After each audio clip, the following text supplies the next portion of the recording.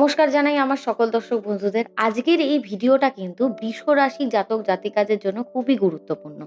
কারণ আজকের এই ভিডিওতে আমি বলব ২০২৬ সালে বৃষ রাশির জাতক জাতিকারা কোন ভুলগুলো একদমই করবেন না এবং কোন কাজগুলো করলে এই বছরটা কিন্তু আপনার পক্ষে যেতে পারে। তো সেটা সম্বন্ধেই বলবো। আর সবথেকে বেশি বলবো যে আপনারা কিভাবে আপনাদের মূল্যটা বুঝতে শিখবেন। কারণ অনেক সময় হয় আপনাদের এই শান্ত স্বভাবটা অনেক সময় আপনাদের বিপরীতে চলে যায়। তো সেই বিষয়ে আজকে আলোচনা করব। তো যারা বৃষ রাশি অবশ্যই কমেন্টে আপনাদের বৃষ রাশি হলে জানাতে ভুলবেন না, এবং যাদের অন্যান্য রাশি রয়েছে আপনাদের জন্যও বলে রাখি, আপনাদের ভিডিও কিন্তু খুব তাড়াতাড়ি আমার চ্যানেলে আসতে চলেছে। আমার চ্যানেলের সাথে যুক্ত থাকতে ভুলবেন না এবং চ্যানেলটিকে অবশ্যই সাবস্ক্রাইব করে রেখে দেবেন। আর তার সাথে সাথে আরেকটা জিনিস আমি বলব, আমার হোয়াটসঅ্যাপ চ্যানেল রয়েছে। আপনার হোয়াটসঅ্যাপ চ্যানেলে খুব তাড়াতাড়ি যুক্ত হয়ে যান। আমার ইউটিউবের যে ডেসক্রিপশন বক্স আছে সেখানে কিন্তু আপনি হোয়াটসঅ্যাপ চ্যানেলের লিঙ্কটি পেয়ে যাবেন। তো চলুন শুরু করা যাক। প্রথমেই বলে রাখি ২০২৬ সালে বৃষ রাশির কোন কোন ভুলগুলো এড়িয়ে যাওয়া উচিত। এখন থেকেই সেগুলো করতে হবে। প্রথম কথা হচ্ছে, বৃষ রাশির মধ্যে সবথেকে বড় জিনিসটা হলো, সবথেকে ভালো গুণ যেটা আমার মনে হয় সেটা হচ্ছে স্থিরতা। খুব স্থির থাকতে পারেন এই মানুষগুলো। কিন্তু আরেকটা জিনিস রয়েছে, এই মানুষদের মধ্যে খুব জেদ আছে। জেদ যেমন ভালো সেরকম আবার কিন্তু তার নেগেটিভ এফেক্টও রয়েছে।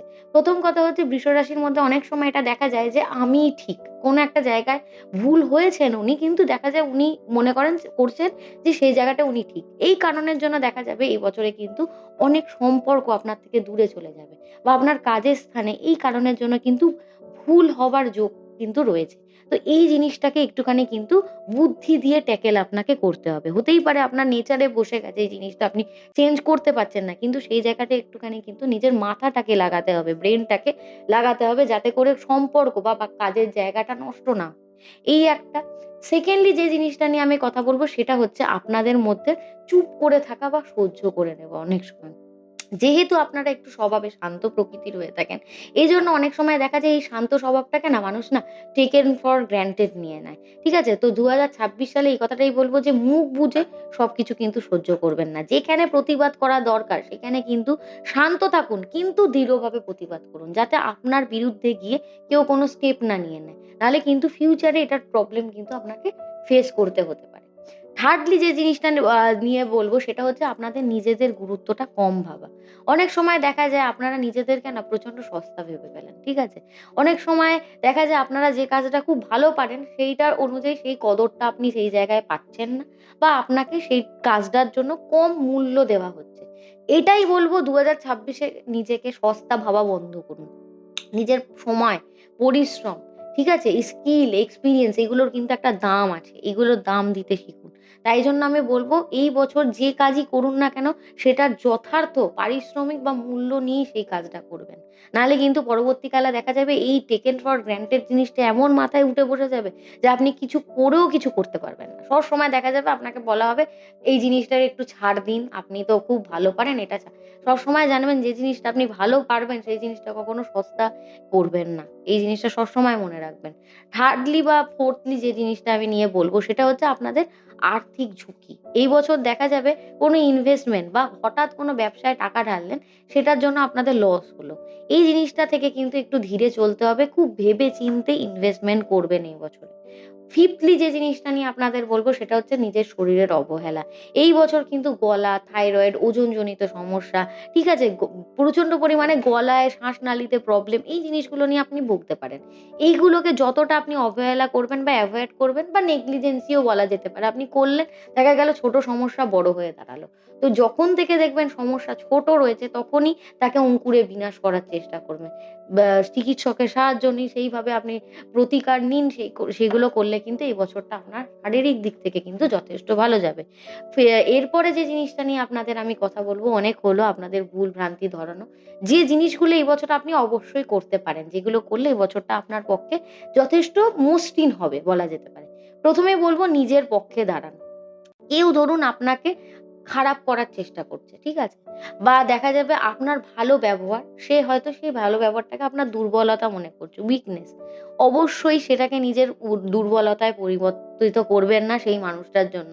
১ম কথা হচ্ছে, আপনার যদি মনে হয় সেই জায়গাটা না বলা উচিত, সেই জায়গায় আপনি না বলবেন। হ্যাঁ বলে দেবেন না কারোর ফোর্সে এসে, বা নিজের ইমেজ ভালো রাখার জন্য বা নিজেকে ভালো দেখানোর জন্য।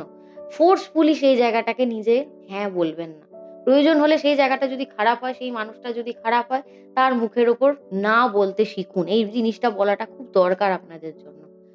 সেকেন্ডলি যে জিনিসটা বলব, আপনাদের মধ্যে বৃষরাশির মধ্যে যেটা যেহেতু শুক্রের রাশি, এই রাশির মানুষদের মধ্যে না ক্রিয়েটিভিটি অত্যধিক থাকে। সঙ্গীত বলুন, শিল্প বলুন, ডিজাইন বলুন, রান্না-বান্না, সাজসজ্জা, ব্যবসার কাজ প্রত্যেকটা জিনিসে কিন্তু বৃষরাশির মানুষরা খুব পারদর্শী হয়ে থাকেন।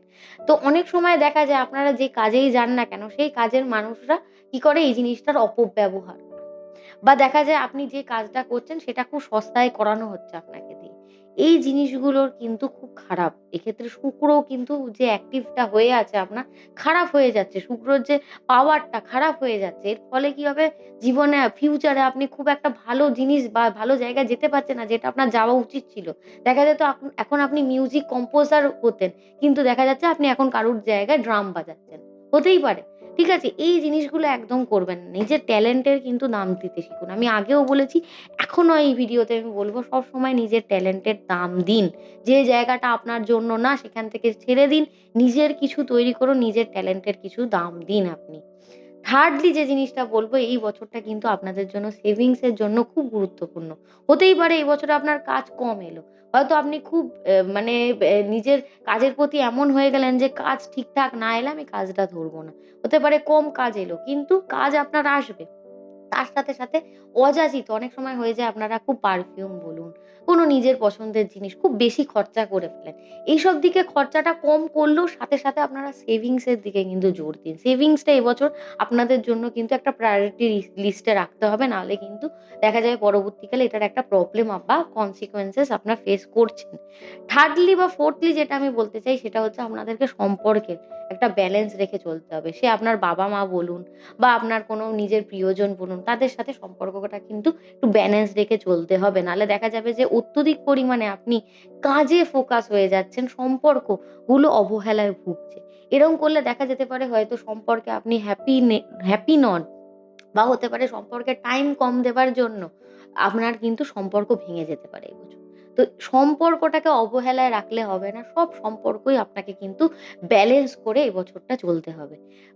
ফিফথলি লাস্ট যে জিনিসটা নিয়ে আমি বলব সেটা হচ্ছে আপনাদেরকে একটু আধ্যাত্মিকভাবে স্থির হতে হবে। যেহেতু শুক্রদেবের কৃপা আপনাদের ওপর থাকে, অবশ্যই মা লক্ষ্মীর আরাধনা করুন। শুক্রায় নমঃ এই মন্ত্রটা প্রতিদিন না হলে শুক্রবার করে জপ করুন। এগুলো করলে শুক্রদেবের কৃপা থাকবে। মা লক্ষ্মীর কৃপায় ধন, সম্পদ, সৌভাগ্য এগুলো বৃদ্ধি হবে। আর সবথেকে বড় কথা, বৃষরাশি সবথেকে সত্য জিনিস হলো বৃষরাশির মানুষরা যেমন স্বভাবে শান্ত হন, তেমন বিশ্বস্ত হন, তেমনই ধৈর্যশীল হয়ে থাকেন। তো এটাই বলব, আপনারা খুবই ভালোভাবে সম্পর্ক কেন সব জিনিসটাই ধরে ভারসাম্য রেখে ব্যালেন্স করে আপনারা কিন্তু চলেন। আর তার সাথে আপনাদের মধ্যে আরেকটা গুণ রয়েছে, আপনারা প্রচন্ড প্র্যাকটিক্যাল, খুব বাস্তববাদী চিন্তাধারার মানুষ হয়ে থাকেন। কিন্তু মাঝে মধ্যে এমনও দেখা যায় আপনারা নিজেদের কষ্টটা না নিজেদের মধ্যে চেপে রাখেন। কারোর সাথে শেয়ার করেন না, এক্সপ্রেস করতে পারেন না অনেক সময়। আবার অনেক সময় দেখা যায়, বেশিরভাগ সময়টাই আমি দেখেছি বৃষরাশি না নিজের যে এই যে ভেতরে ভ্যালুটা, ঠিক আছে? সেটা করতে পারে না। মানুষ ওদেরকে খুব কম মূল্য দিয়ে থাকে এই জিনিসটা।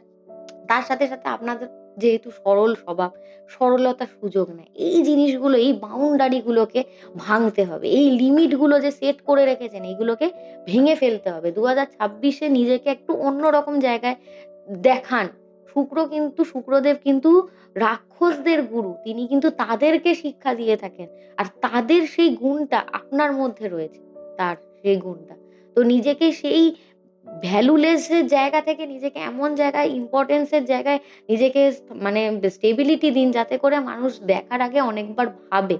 আপনাকে টেকেন ফর গ্রান্টেড নেওয়ার আগে অনেকবার ভাববে এই জিনিসগুলো করার আগে। তো সরলতা হওয়া ভালো, আবার দুর্বল হওয়া কিন্তু ভালো নয় এই যুগে বিশেষ করে। তো আশা করছি ২০২৬ এ আপনারা নিজেদের যে সেলফ ওর্থ টা, ঠিক আছে? নিজেদের যে ভ্যালুটা সেটা বুঝতে শিখবেন। তার সাথে আপনারা নিজেদের কনফিডেন্স বাড়াবেন। আত্মসম্মান এই বছরটা আপনাদেরকে শেখাবে কিরমভাবে বাড়াতে হয়। আর যদি নিজেদের মূল্য বুঝতে শেখেন, প্রতিবাদ করতে শেখেন আর সঠিক জায়গায় নিজেদের শক্তিটাকে ব্যবহার করেন, আশা করি এই বছরটা আপনাকে কিন্তু যেমন স্টেবিলিটি দেবে, তার সাথে সম্মান দেবে। আর যেটা আপনার পাওনা সেটাই আপনাকে পাইয়ে দেবে এই বছর। তো ২০২৬ এ অবশ্যই বলব পজিটিভিটি রাখুন, পজিটিভিটি ক্লেম করুন, নেগেটিভিটি একদম অ্যাভয়েড করুন। যারা নেগেটিভিটি দেয় একদম তাদেরকে জীবন থেকে বাদ দিন। বেস্ট জিনিস। ইউনিভার্সকেও পজিটিভিটি দিন, নিজের মধ্যেও পজিটিভিটি রাখুন, সবকিছু পজিটিভ থাকবে। আর তার সাথে বলব, যাদের বৃষ রাশিতে জন্ম অবশ্যই কমেন্ট করতে ভুলবেন না। আর অন্যান্য রাশির মানুষরা একদম চিন্তা করবেন না। আপনাদের ভিডিও খুব তাড়াতাড়ি আসছে। আমার চ্যানেলের সাথে যুক্ত থাকবেন, সাবস্ক্রাইব করে রাখবেন আরো অনেক রকম ভিডিওর জন্য। আর তার সাথে বলব, সবাই ভালো থাকুন, সবাই সুস্থ